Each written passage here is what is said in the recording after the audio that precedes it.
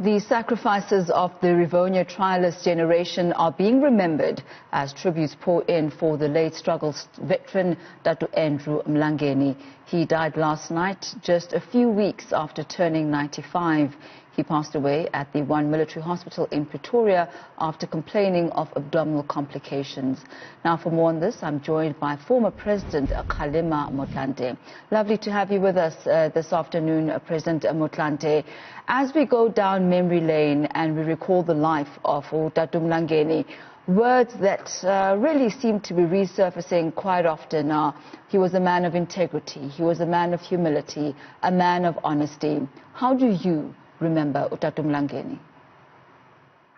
Well, first, let me take this opportunity once again to convey my heartfelt condolences to the Mlangeni family, to his extended family, the African National Congress, and of course the people of South Africa as a whole, for the loss of this humble but courageous leader of our people, who led more by example and stayed steadfast in harness for the cause of liberation and continued to serve even as a member of parliament for years until an advanced stage. I remember at some point it was only him and Nkosimangu Sutubutelezi who were the most senior advanced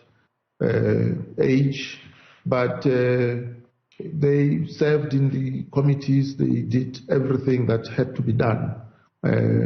So he's one leader whose life was a true example and lesson to all of us. Now, in 2010, as Deputy President, you delivered a keynote address to Dr. Andrew Mlangeni's birthday celebrations. If you could recall what the crux of your message to him was as you were celebrating his life along with other members of Parliament and indeed the whole country. Well, Dr. Mlangeni, my message was really to thank him for having availed himself to serve at whatever capacity, without at any given point trying to pull rank or to seniority or to demand that he be, accorded the status of a leader. He was a leader regardless of what position and level he served in. One other aspect of his character that has really been heralded is his integrity. Tell us about the role that he played within the Integrity Commission of the African National Congress. Well, he chaired the Integrity Committee until the 2017 conference, when, his health and energy started declining a bit. But he served as chair and did his best to ensure that all those who, through their actions were on the wrong side of what is right, he called them out. Where he wasn't, one to mince his words. So in that regard, he'll be sorely missed here. And talk to us about some of the key issues that were an Achilles heel for him. It has been said that he did not mince his words, as you've just said. What are some of the issues that he was most outspoken about? And has there been any change in regard to those issues? Have they actually been addressed at all? Well, he, as a loyal member of the African National Congress, he was always pained by, acts, untoward acts on the part of, those who the African National Congress gave responsibility to, and always wanted the right thing to be done, always demanded that the members of the ANC should be held to the highest standards in terms of ethical conduct and discipline to work. And moving forward, apart from the sentiment of wanting things to work, do you believe that the requisite structures have been put in place in order to ensure that indeed the right things are done moving forward?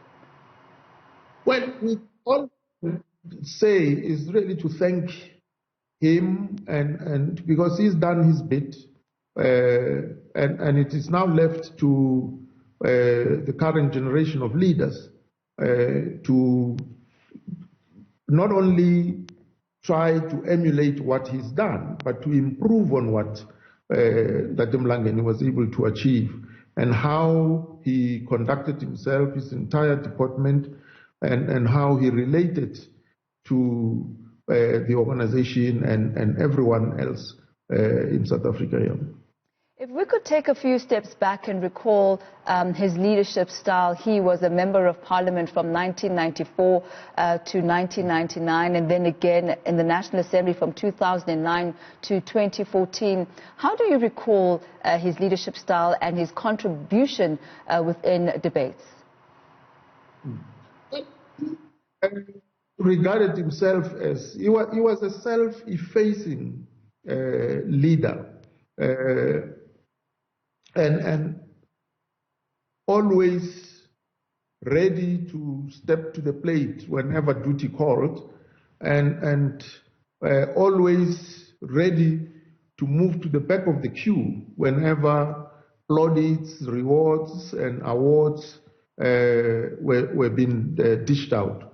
So even in his role as a member of parliament, that's why we forever are indebted to him, because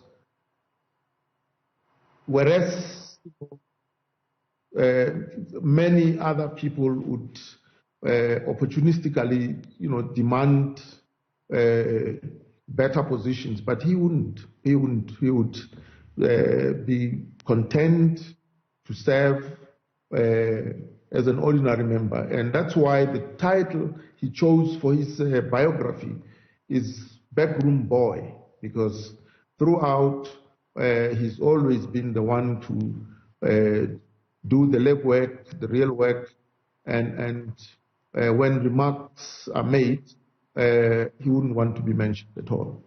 Well, thank you so much for your time and your recollections this afternoon. That's former President Kgalema Motlanthe recalling the time that he had and the measure of the man that was Dr. Andrew Mlangeni.